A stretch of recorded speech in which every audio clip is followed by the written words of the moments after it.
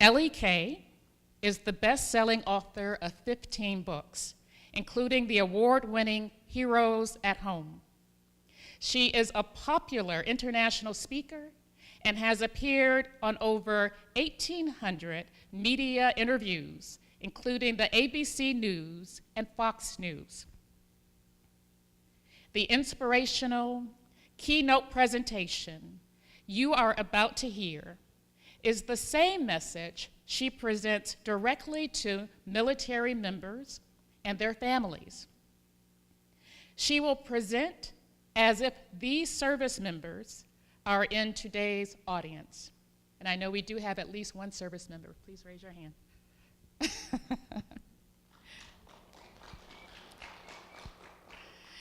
Ellie Kay is married to Bob, a retired Air Force fighter pilot. The Kays have 7 children, including 3 sons who currently serve in the Marines, the Air Force, and the Army. Please welcome, with me from Los Angeles, California, Ellie Kay, presenting Heroes at Home.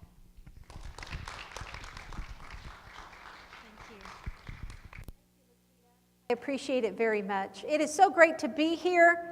Thank you guys for opening up your doors at this base. It is wonderful to travel all around the world and talk to military members and their families just like you. Now, in terms of my family, when I married my husband many years ago, I got a 3-for-1 deal. I married not only the world's greatest fighter pilot, but I also inherited 2 beautiful stepdaughters. My husband said we could join the active duty service, but what he really showed me was 5 more children in the first 7 years of marriage. And then we took the show on the road because we moved 11 times in 13 years. And I learned very quickly I was going to have to learn to look at life in a funny way, or I was going to end up on the funny farm. My kids have really helped me to be able to do that. As a matter of fact, the littlest one that you see there, Joshua, when he was 4 years old, he decided to go run errands with me, and I could have some one-on-one time with him. The first stop that we made was at the post office, and he put the packages up on the counter. The clerk looked at him and said, "You are so helpful." And he said, "Yeah, and not only that, I'm good at sports. I can score a goal in soccer." I thought, oh, okay, that's great. He's confident. That's nice. Then we went to the grocery store, and something very similar happened. He was helping me. The clerk was talking about how nice it must be to have someone go with you and help. And he said, "Yeah, and not only that, but I'm smart. I can write my name, Joshua."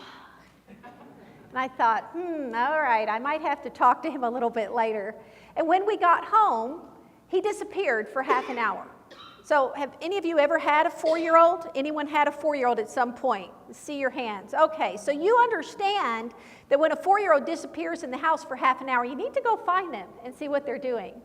I went upstairs and I caught Joshua in one of the bathrooms, and he was looking in the mirror. He was just looking at his reflection. I said, "Joshua, what are you doing?" He says, "Mama, have you ever noticed how handsome I am? I am really handsome." And I said, "Okay, son, we're going to have a talk. I know that you're good at sports. I know you can write your name, and I'm your mama, so of course I think you're handsome, but you can't go telling people that, because it's okay to be confident, but it's not okay to be arrogant." And so he thought about it for a minute, and he says, "You know what, Mama? I really think that I must be arrogant, because I know I'm good at sports, I know I'm smart, and I know I'm handsome." And that's the son that went and joined the Army. So he's in a very good place there in the Army. For those of you that are here today and you're wearing the uniform, you know better than anybody else that putting on that uniform is not what makes you a hero.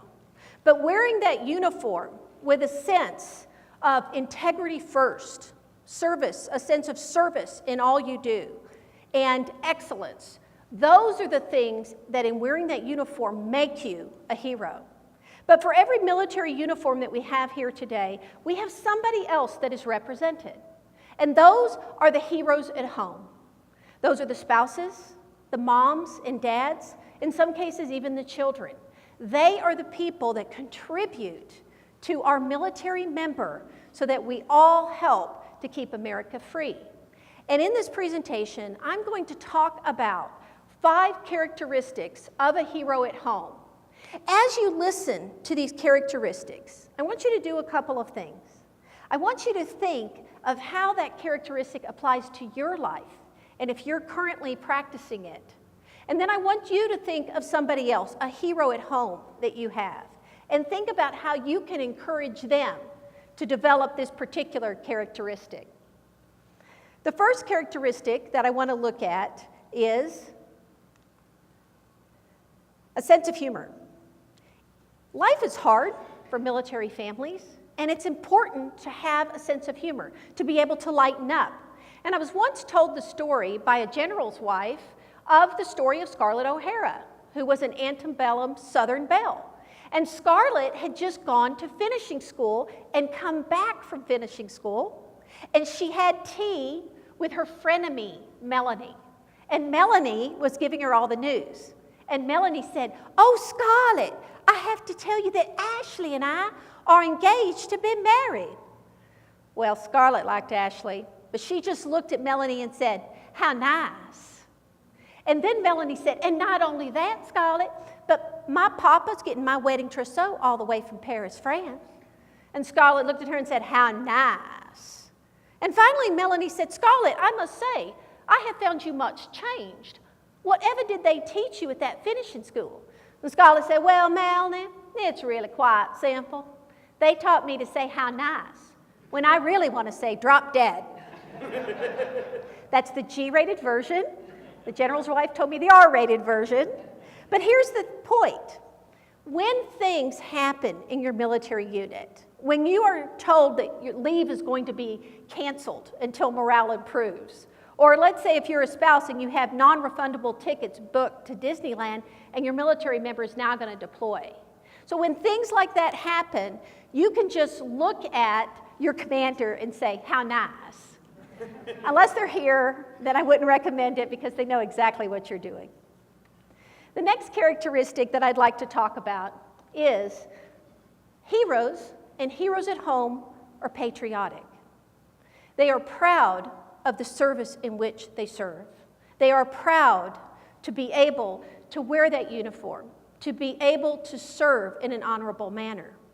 Now, when I think of patriotism, I think of an entire generation of Americans that served. And that generation came home, and unlike you, when you come home from deployments to Afghanistan, Iraq, and get a huge welcome home, this is a lost generation that was never welcomed home. And of course, you know that I'm talking about the Vietnam generation. So there are a lot of different ways to show patriotism. Have you ever had someone come up to you and say, "Thank you for your service"? Of course you have. You get that a lot as you wear the uniform. And I want you to understand that for the average civilian that comes up to you and says thank you, it is their way of being patriotic. And it is their way of closing that circle and being able to give back to you because you give so much to us as a hero. But for you, those of you that wear the generation, here is a wonderful way that you can be patriotic. Some of you may have people in your family, maybe a father, a grandfather, an uncle who served in the Vietnam War. If you think of these people, I want you to call them on the phone. And I want you to say, "Grandpa, you served in the Navy during Vietnam. Were you ever welcomed home?" They're probably going to say no, because that generation wasn't. And I want you to say, "Grandpa, I want to welcome you home right now. Thank you for your service. I appreciate you." You can do this to complete strangers, and it means so much coming from you, the ones that are currently serving, to recognize what America did not recognize when they came home. But I'm proud of you, you heroes at home, because you are patriotic. The next characteristic is courage. And courage is one of the most difficult characteristics that a hero at home has to show. Ronald Reagan used to say that being courageous doesn't mean that you're brave all the time, but you're just brave 5 minutes longer than the other guy. Courage was demonstrated with this woman that you see right now, Michelle. Michelle was a military spouse. Her husband served in the Stryker Brigade in Alaska. That unit was deployed overseas into Afghanistan, and they were set to come home in a little while. Now, for those of you who have never been stationed in Alaska, let me tell you that when a unit deploys for a year out of Alaska, the families go down to the lower 48 to nest. They don't want to stay a year by themselves in the Great White North. And so they go down to be able to nest. And enlisted military members don't have the margin to bring the whole family down and back up more than once. This particular unit, the Stryker Brigade, which was a close arms unit in the Army, they had been deployed for a year, and the spouses were so excited because they were coming home now. And half of them came home, and there was some kind of mix-up because they were redeployed right away. And they were not only redeployed, but they were extended another 3 months. So a total of 15 months that they were extended. The spouses were angry, they were furious. The president even sent the Secretary of Defense to come out and talk to the spouses. He spoke in the afternoon, and this girl, Michelle, she had a little baby that had not yet met his daddy yet. She was in the same boat as all of the other spouses. But instead of looking at herself, and because she is a hero at home, she went out into the community and she raised money and points to be able to bring my team out and to buy a book for every person that attended. And when I got to this part of the message with that room of spouses, I told them that your role right now is to simply hold it together. Your military member is there because they were ordered to serve another 3 months. And if you talk to them and tell them, I can't believe the Army did this, I can't stand it, I don't know how I'm going to be able to cope, I don't know how I can do this, this is my last assignment, and I'm not going to do this anymore. If you are negative like that, then in your negativity, that can be a distraction. And distractions can lead to accidents. And any commander will tell you that accidents can lead to a loss of life. So I told them that the greatest thing that they could do was to back it up and to tell their military member, I love you, I'm proud of you, and I'm going to be all right.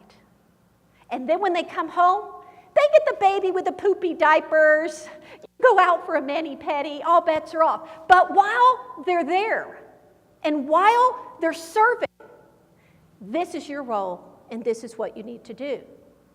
That particular day, everyone in the audience was a female.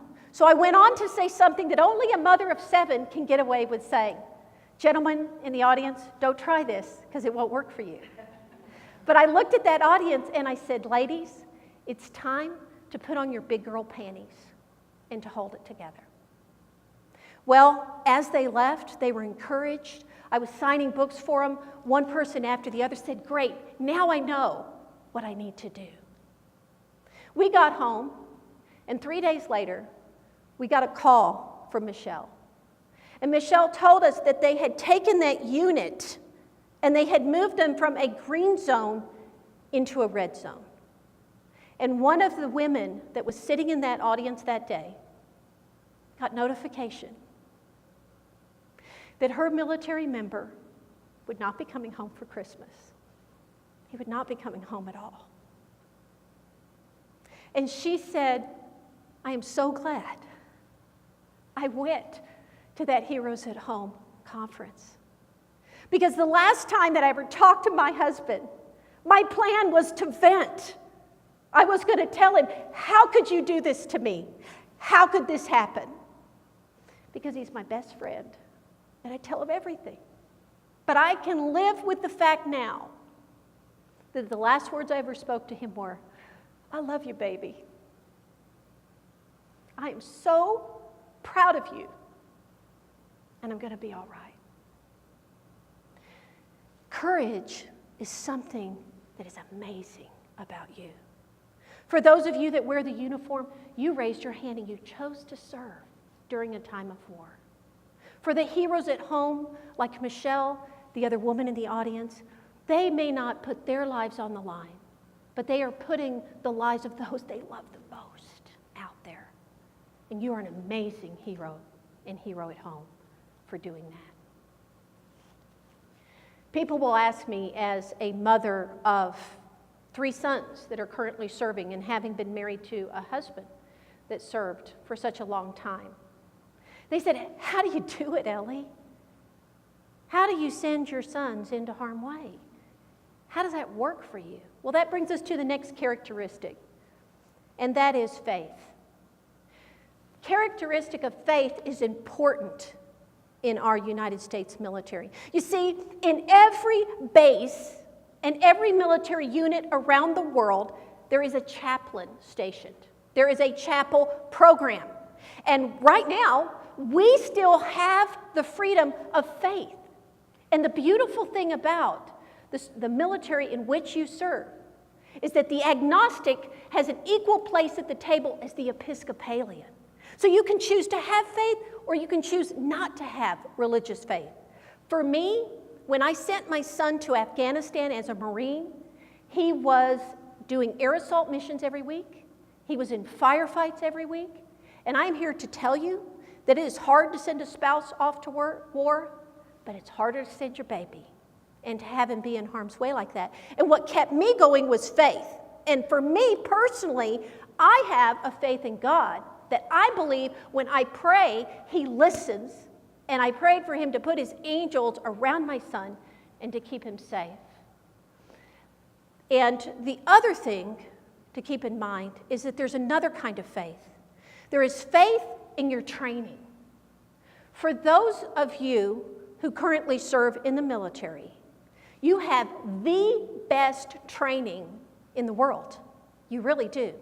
When my husband was flying the stealth fighter, which is the first jet that you saw on the PowerPoint, he was about to land and he had an emergency. He lost hydraulics in the jet. So he's flying a $100 million jet and he essentially has no brakes. So he declared an emergency and he exercised faith. He shot up a quick prayer, Jesus, help me. And then he relied back on his training. Immediately, he went back and he recycled switches and he did what he was supposed to do. He was able to land the jet after they caught it with a little rabbit catcher, and he saved the jet because he had faith in his training. So for those of you that are sitting here, you have to have faith not only in your training, but in the person sitting next to you. Because you're only as good as your intel. You're only good as your aircraft maintenance and the people that work on that. We all have to have faith in each other and in the job and the work that we do. Let me read you a message that I got, and I think it relates very specifically to faith. When my Marine was in Afghanistan, he sent me this text. Mama, Ramadan has already started, but no one told the Taliban. They're still fighting. We also went out on the 4th of July, and we got a literal taste of rockets' red glare, bombs bursting in air. It was kind of cool. We had 40-millimeter grenades going off, machine guns shooting at us as well. Then an Air Force F-16 flew really low to do a show of force to scare the Taliban away so that we could load our birds. Mama, we gave them a good taste of American freedom. And that is what you do. My very first thought was, thank God for the United States Air Force. And then my next thought was, why would you tell your mama this? I mean, I could see you telling your papa about machine guns shooting at you, but why would you do that? And another answer to that question of why is it that you serve, why is it that you send those out who serve, can be answered in our final characteristic. And that final characteristic is the legacy. You see, we're all part of a long blue line for this particular audience of Air Force professionals, a long green line, a long line of military service. And that is why they do it. And I want you guys to demonstrate this whole legacy. So if you are currently serving, or you've ever served in the military, or you were a hero at home, you have a parent, a grandparent, aunt and uncle, or a sibling that served in the military at any time, Just raise your hand to honor them. Okay, look around. There are so many people that are raising their hand. Thank you. And for those of you that are here in the military and you didn't raise your hand, understand this. You're beginning a legacy. There are people that will look at you, maybe the children you are yet to have, maybe the kids that you're going to coach in soccer so they can be as good as Joshua. There are going to be people that are aware of your service, that see that, and they want to be part of that legacy. And the other thing about you guys is that we are part of a family. You see, in the military, civilians don't always get us. They don't always understand what it's like to be a military family. And this came home really, really strong one time when Joshua was in the 4th grade. And it was around St. Patrick's Day, and he had to write a creative essay called Leprechaun Stories. And so I got a call from the principal of the school, and he said, Mrs. Kay, we need you to come in. We need to talk to you about Joshua. Now, let me give you background. Joshua had just earned his marksmanship badge in Young Marines. He had learned about safety, he had shot at a target, and so he had learned all of that. And civilians don't always get that kind of a background.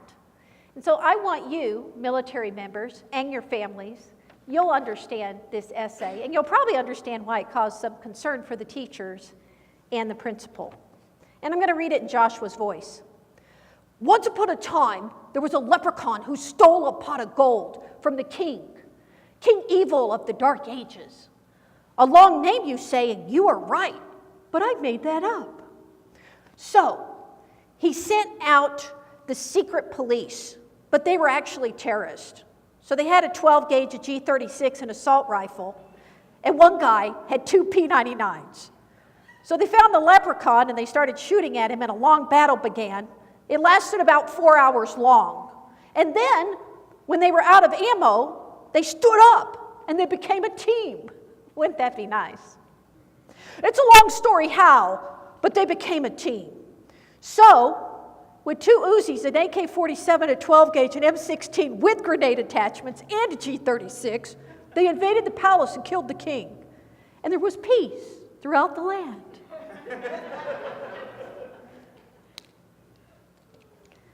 That's part of the legacy that you're a part of.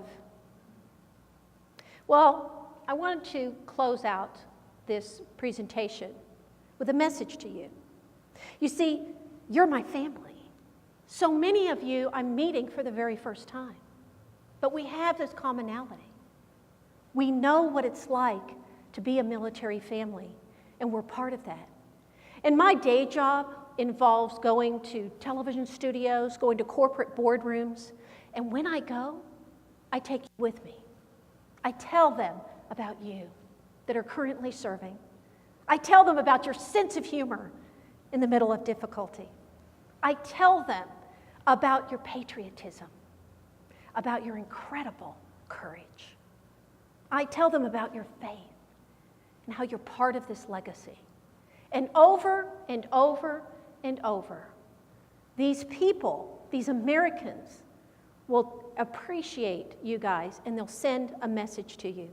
So I want to close this by giving a message to you from myself and from all America. We love you. We are so very proud of you. And together, we're going to be all right. Thank you for your time, and thank you for your service.